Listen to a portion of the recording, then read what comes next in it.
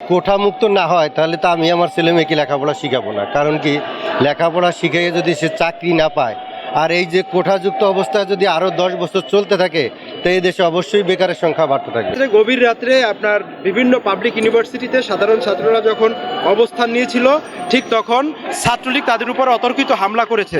আসলে এই বিষয়টা আপনি কি যা আপনি একজন সাধারণ নাগরিক হিসেবে কিভাবে দেখছেন? আসলে এটা একেবারেই কাম্য না, কারণ এদেশের সরকারও আমাদের, যারা আন্দোলন করতেছে তারাও এদেশের স্বাভাবিক নাগরিক।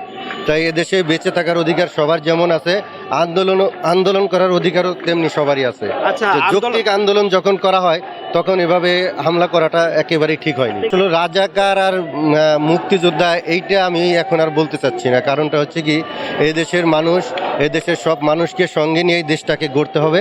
তাই এই রাজাকার আর মুক্তিযোদ্ধা এটাকে আলাদা করে দেখা আমি মনে করি সমীচীন নয়।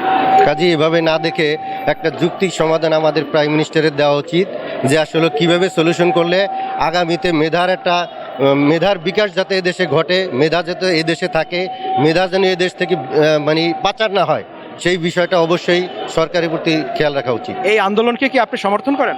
অবশ্যই সমর্থন করি। আপনারা? সমর্থন করি অবশ্যই 100%। কি আন্দোলন? আমরা 100% সমর্থন করি, শতভাগ আন্দোলনকে সমর্থন করি।